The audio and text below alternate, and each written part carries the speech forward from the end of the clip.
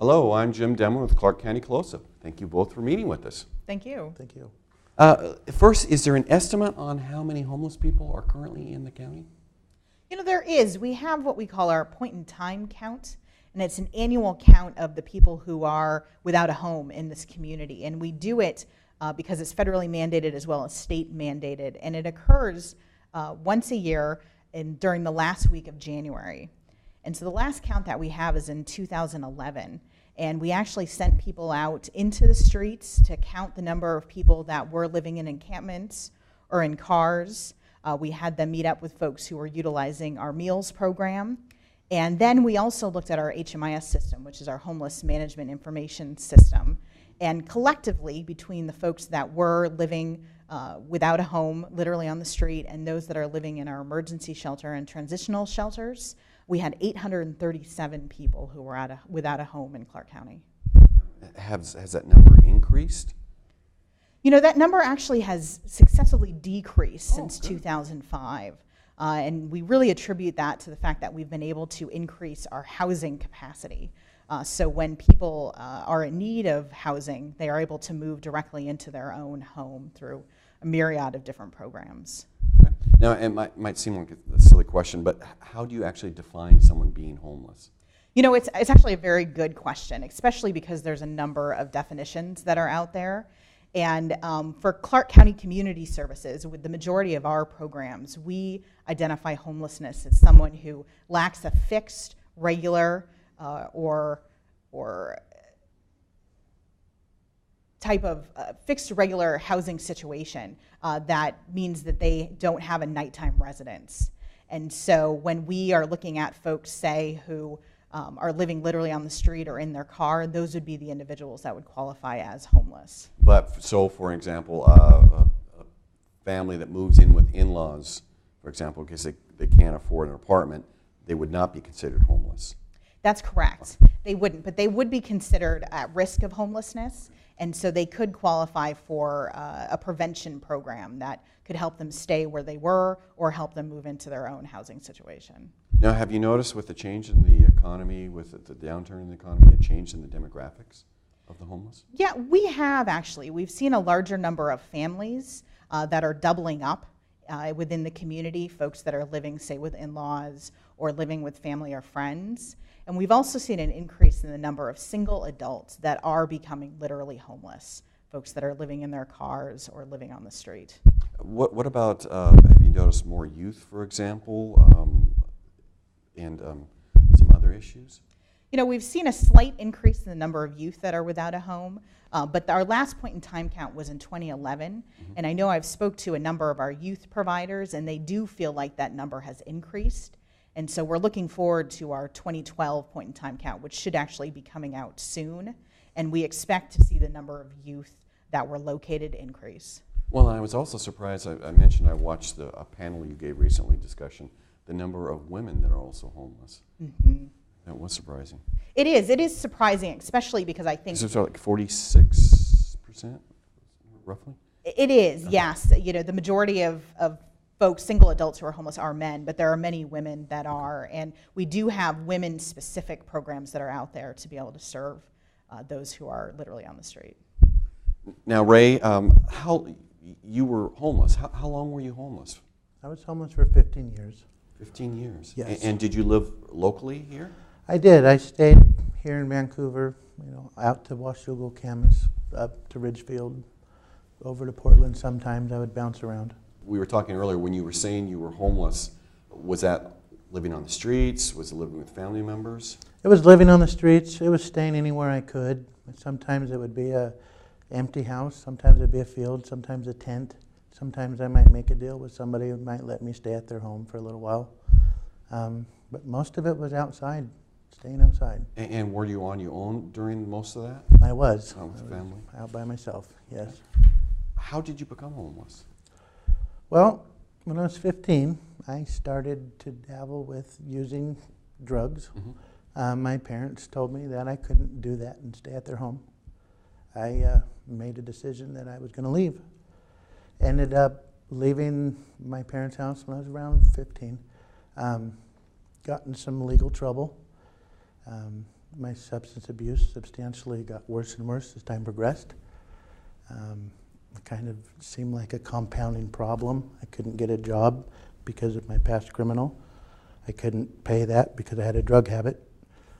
And I couldn't get a place because I had no money because it would all go to using. For me, that was a cycle that happened up until I turned 30.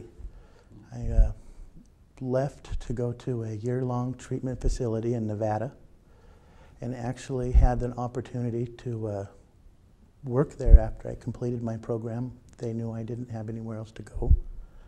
I was able to work there for almost 2.5 years and save up some money.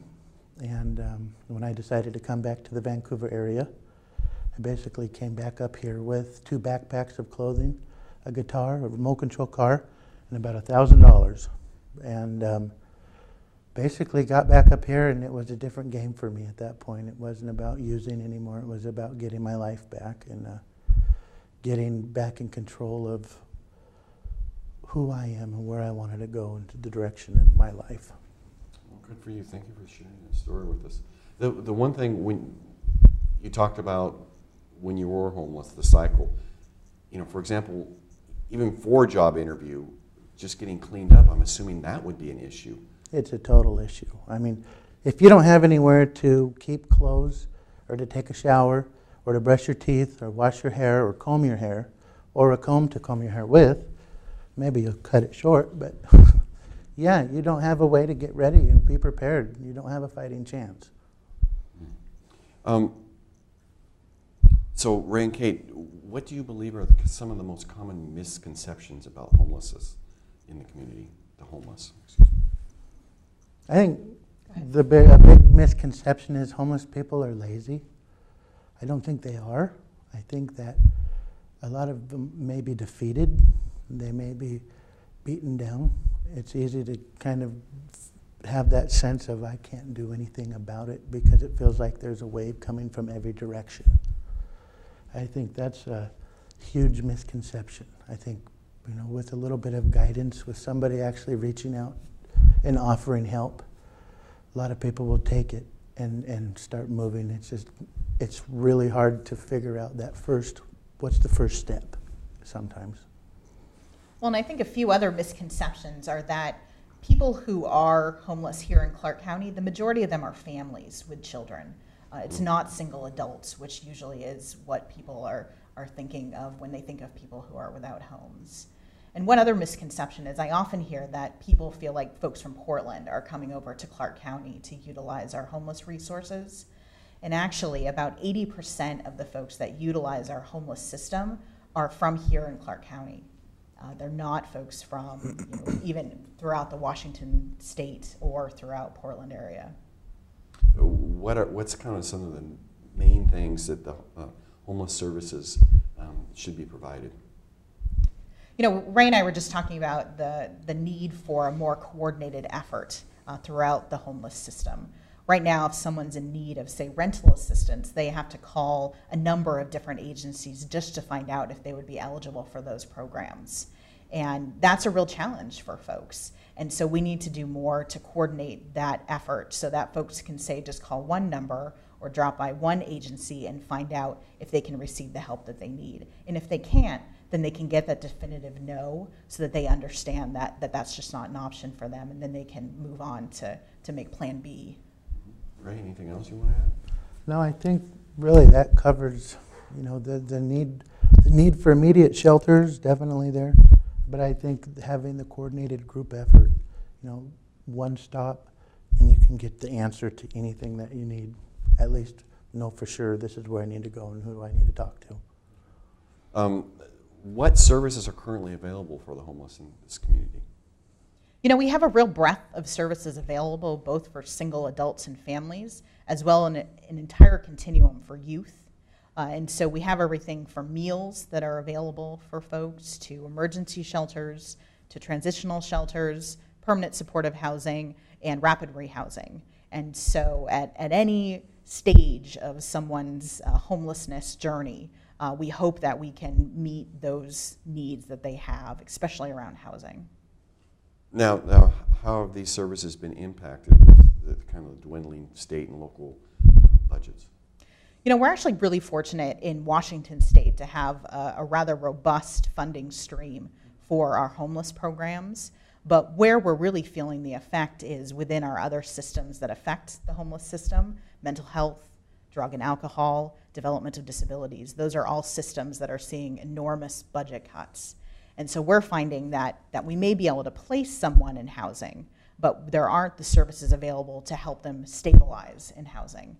If someone's dealing with a mental illness and they get housed, they're still going to be dealing with a mental illness. And so the homeless system, in fact, now we're planning to see what gaps we can fill with the funds that we have within the system. If someone is facing homelessness or knows someone who is, where can they call currently? You know, the Council for the Homeless would be a great referral. They are the kind of system-wide planning body throughout the county, and they have a great resource guide that they update on a regular basis on their website. So you can just go to www.icfth.com and then look at their resource guide. 211 as well as a great referral source. That's the actual phone number, 211, or they also have a website. And they are great for finding out any type of resources that are available in the community around social services. Ray, as an outreach worker for a local nonprofit agency, how do you engage people who are homeless? I actually go right to encampments where people are staying. If I get a phone call, somebody's staying somewhere, I will go see them, see if we can offer some help. We also have a path drop-in every Tuesday at 3 o'clock at the VA campus on Building 17. And anybody's welcome to come, sit down. We're there for mental health. We have somebody there from the Council for the Homeless. We have somebody there from the shelter systems. We have somebody there for employment services. And we have somebody from DSHS twice a month who comes in to help work. And that's like direct access into, at least to get information about those services. What do you think are some of the greatest barriers for people who are homeless? I think being able to attain housing is one of the greatest barriers, especially someone who, say, has a criminal background or poor credit history. Those can be enormous barriers for folks, especially those who owe landlords funds. Yeah. That's a huge barrier.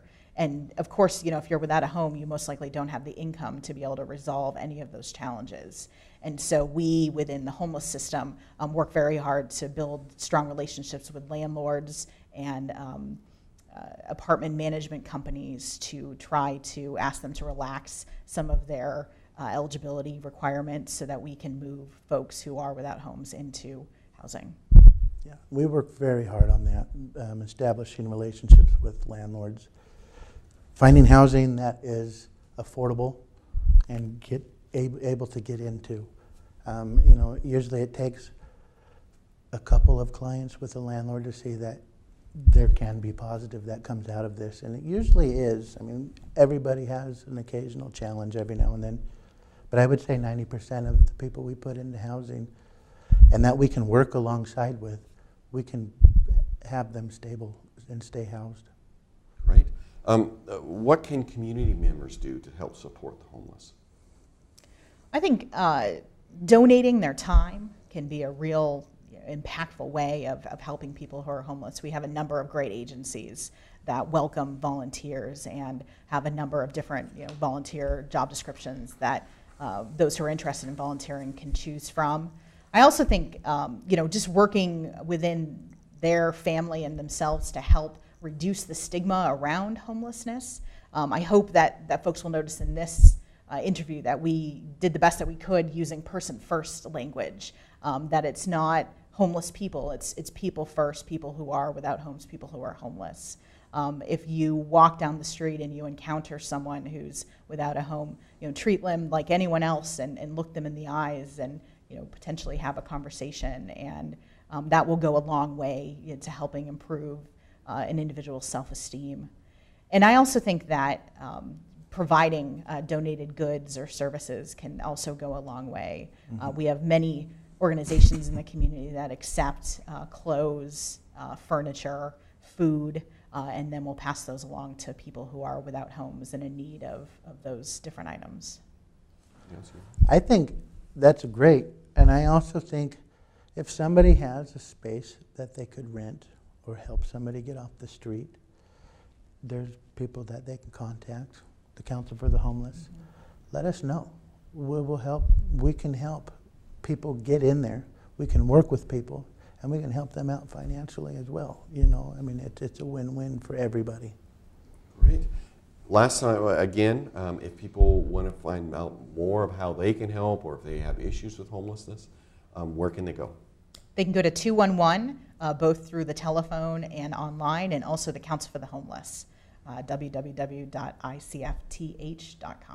Great. Well, thank you both for being here. And Ray, again, thank you for sharing your past experiences. Yep. You're welcome. Thank you. Thank you.